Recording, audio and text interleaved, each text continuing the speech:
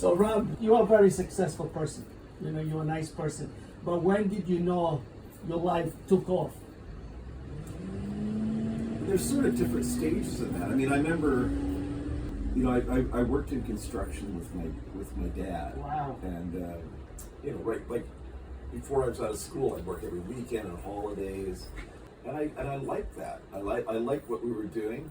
I mean, to just to run things, to know about, to deal with a bunch of different people. And we're building a house, you're dealing with all these different sub trades, and so you have to make it all work and make sure, you know, when this guy shows up after this guy's finished, and you don't want, you know, you want everything to run smoothly. So that was a really good lesson for me in running a retail business. A little bit different, but I mean, I was scared to open a retail business. I'd never been in retail before. You know, when I first opened, I just was lucky. You know, I opened my store, things were just really busy then with records. But then, when CDs came in, it sort of took a plunge, where things really started to get great. It wasn't that long ago, probably maybe 20 years ago, when my son started working full-time with me. And that made a huge difference. Wow. You know, but now we can buy direct from labels. You know, and my son did that. He got that all that. That's So great. he made a cool store, you know, that was popular, and I loved. He made it better. Things like that you cannot buy. No, you can't. And I think you know, having kids, and you'll know what this is like, is that is when you get to a certain stage in life where you know that, you know, if you're not around, they're going to be okay. That's a nice feeling. They're going to keep going, and and you know that they'll always be working, and they'll be able to pay their bills, and they'll survive. You know, that's the best feeling. That's the best feeling in the world. You've done the work you need to do. You know, they have their own wheels. So with the music business, I heard you do recordings, you do concerts. Yeah. Actually, the record store started as a record label first, before it was actually a store. Wow. I had friends that were, like, you know, really good musicians, and we all collected records. And I decided, with my friend Scotty, who was a guitar player, we decided to put a record out. So that's how the Neptoon label became. That's the name came from the label. And when was that? I think it was like 1979. Wow. Something like that. And then things were a lot different back then. Yeah, we recorded a record and put it out, and it didn't do very well because I didn't know what to do. But it was interesting. But you did it. We did it. Yeah. You see, that's another thing what I tell people, because people that love to have perfection. I tell people, listen, you wait to do something 100%, it might never happen. But you have an idea and it's 70%, it's a good idea, you can make a lot of money. The next sort of record project I did was there's a series of records called The History of Vancouver Rock. Oh my God. And it was 4 volumes, and it was sort of, I was doing it with a few friends. We actually, my wife and I came up with the idea years before. Anyways, we started putting record swap meets on, and then with the money we made from that, my friends and I decided to put a record out called History of Vancouver Rock. And we had a vision of, like, volume 1, 2, 3, and 4. Volume 1 being 50s, early 60s, and then volume 2, early 60s to sort of mid 60s, and, you know, so far right up to the early 70s. But yeah, it was a fun project, and I love the title. yeah, and the thing was with that, I got to sort of have contact with all these different musicians in town from the 60s and then so that was really interesting. And then because we had a booklet with each record with pictures of the bands and posters and stuff, so that's when I really started to collect heavy into concert posters, because I was looking for items that I could use in future volumes of these history things. I mean, I collected posters like when I was a kid. I'd take them off telephone poles and stuff. But you know, I had some. But then, you know, once I started that, then it became this obsession to accumulate these historical items for future projects I might do. But then because I also liked art, it was a collection. Did you have long hair back then? Very long hair. You must have a lot of fun too, in a way, because you were hanging out with all these artists, you know, like creating minds. Yeah, it was fun, and then and I got to. And you probably helped. I'm sorry, you probably helped a lot of people. You gave them a better vision. Well, one thing with those History of Vancouver Rock albums, these are people. Some of them became very successful, but some, went into like a regular type job and stuff. But they were like really popular at one time, like in the '60s and that. And a lot of them, when I went to their houses to talk to them and stuff, and to see what stuff they had, photos or whatever, a lot of them had nothing. They were musicians that traveled around and traveled light, because they were always moving or they were on the road and didn't really need a place. So then they'd come back to town and stay with someone. So a lot of them, had kids or grandchildren, and with nothing really to show them of this really interesting, cool time of their lives. So we put out these records and gave them a copy with a booklet with pictures, concert posters of they show them to their kids, say that their dad was like totally cool opening for James Brown or something, and so that was really cool. So a lot of the people that we used their stuff or gave us permission to use their music were really quite excited and kind of taken back by that. It kind of made them kind of cool in their kids' eyes or their grandkids' eyes, for some of them, for sure. One time, maybe it was like 85, I think. I'm Greek, so we do a big Easter. Mm-hmm. So my friend Johnny B used to date Carole King. So Carole King came to my house in Queens, but no pictures.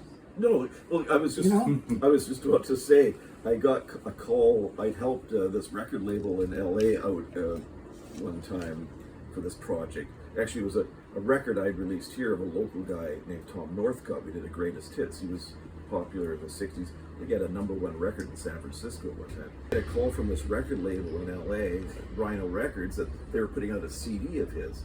And they couldn't find him. They wanted him to take part in it. So they found that record that I did. They saw my name and they contacted me. So anyway, I hooked them up and he helped with the liner notes for that project. Hey, you helped us with this project. I'm Tom Northcott. We're doing another Vancouver related project and thought maybe you might be able to help us. And I said, oh yeah, what's that? And they said, The Doors in 1970. Wow. The band recorded the show here and they were going to put it out. And they just wanted if I had any photos or anything. And I said, actually, no, I don't have any photos. The thing is, they were my favorite band. I was 15 years old, and I went to see that show, and they were my favorite band at the time. And like you're saying about cameras, they didn't have a camera, they didn't have a cell phone. I have no photos of my favorite band. What's that about? You were there. I was there. So, but anyways, I did have the poster, and I had the flyer, and I had my ticket stub. But so they used that in the booklet of the Doors. You collected all this stuff back then. You just did it. You're in two big worlds, like the real estate, and you're builder, and then the music world. Yeah, the real estate investment thing was just sort of something. I remember I was in like grade 8 or grade 9. I was obsessed with the idea of potentially buying some real estate, and I don't know why. Because my dad didn't really invest in real estate, and he'd buy a piece of property, build a house, and sell it, and then that was it, one at a time. Like I think I was in grade 8 that my grandmother was going to sell her cabin at Crescent Beach. Crescent Beach. Yeah.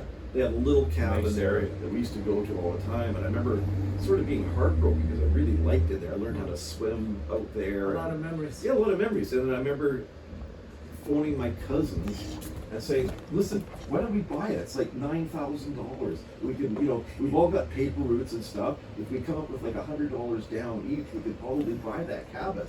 And like nobody else wanted to do it. I couldn't afford it, on my own. So I didn't do it. But I remember being really disappointed that I didn't. Yeah. But you did what you had to do to survive. Yeah, and the thing is with real estate, you never lose money on real estate if you don't sell when there's a crisis.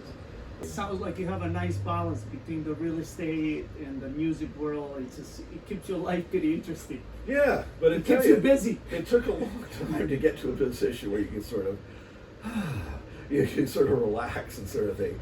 We open at 11 o'clock here, and there's not a day where I'm not here, usually by 9 o'clock or earlier, and just doing stuff and, you know, filing things, pricing stuff, and I enjoy it. And usually I open up, and if anybody, like, open the door, and then people say, hey, don't you open at 11? I said, yeah, I'm open, man.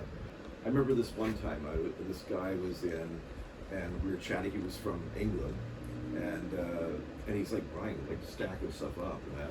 Anyway, he came in like sort of halfway through the day, but he's having a great time going through everything. He puts the stuff downstairs. He's probably like a kid in a candy store. Yeah. Anyways, so it's like about 8 o'clock at night. You know, we close at 6:30, and he says, "Hey, I'm just going to go grab a bite. I'm starving, and I'll come back." I said, "Hey, we close actually at 6:30." He says, "Oh," And he was and he says, "I said," and he says, "Oh, do you know any restaurants around here?" And I said, yeah, just up the street. I said, hey, you know what? I'm starving too. You want to go for dinner together? That was so he said, nice. sure. So we went for dinner together. We came back, and I think he left at 12 o'clock midnight. Oh my God. Wow, that's But he probably spent $1,000. So, like, yeah, like, you know, why would I kick that's someone out? customer service. We did when I was younger, probably in the 20. I was like 22 or something. John just came back from England, and I booked this hall out in Queens in New York. And we did a big concert. I was a little, like I was young, oh God, and I put posters everywhere. And we got like 800 people on that show. Wow. Yeah, it was something. Well, so you guys have known each other for a long time. Yeah. Over 40 years.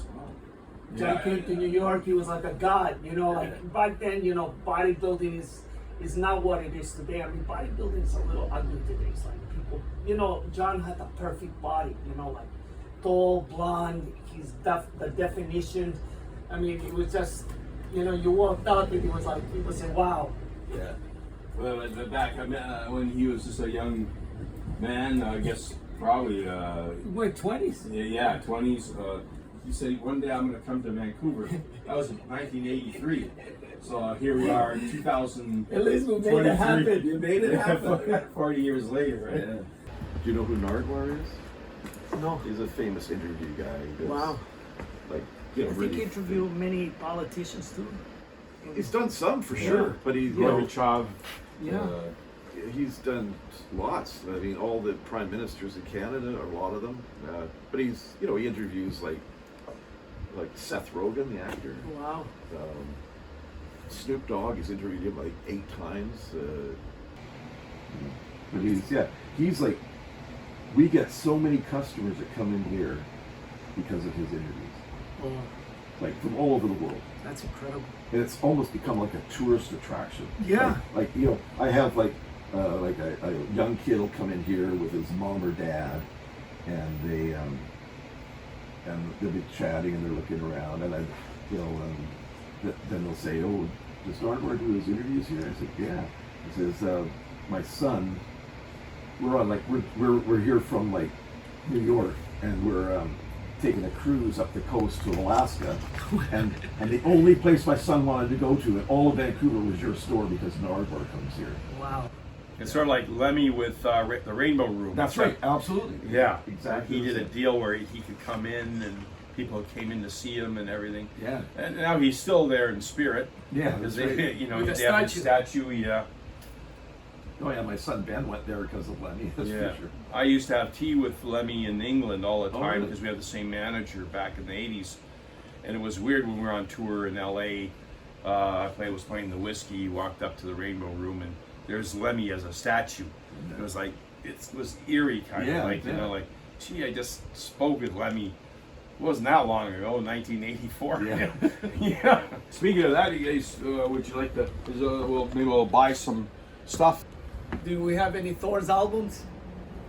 Yeah, probably. I think they're sold out. Could be now. sold out. But now the vinyl is, Rob, is start coming back, right? So people will be buying more records? Yes. Oh yeah. I would get the Neptoon Records t-shirt. Sure, yeah, I love, okay. I There's love a that. That's Thor my favorite. record. Oh my God. Who drew the cover? Timo Wuritz from Germany. That's a great cover. Yeah. Remember the pound in San Francisco? Oh, the pound. That was Oh, really- that was crazy That was a too, crazy yeah. one. John was the headliner there. and it was packed. Oh my God, there's so many people in there. It was an old Hell's Angels clubhouse. Wow. Yeah. I mean, it wasn't. They weren't affiliated anymore. It was like someone else had bought it, but it was quite the place. In fact, the parking area. I remember you drive in. It was all fenced, like huge fences. Like you could drive in and park in this lot, and you could leave your doors open. Like nothing would get stolen. Like it was like totally safe. And but I remember like the acts that were there, and it was like They're like space girls. yeah, They're the girls. Like space they're almost aliens like for the other- silver girls. He had a show where he had silver Oh, yeah. Body naked painting. girls. Oh, yeah. Yeah, they were some of the. Remember, they were called space. Yes, like the space aliens or Yeah. aliens from other space or something. But these women that were dressed in space suits, but they must have been like 6 feet tall anyway. Yeah. And then they had these big like So they look like elevation- giants. They Yeah, looked like yeah. giants. They That was actually great, looked like yeah. but they were so nice. I remember talking to them. They were just like absolutely sweethearts, really nice people. And then there was another group, and it was run by this bike gang called the Pirate Punks. Yeah, but I think spelled with a Z at the end, or a Z.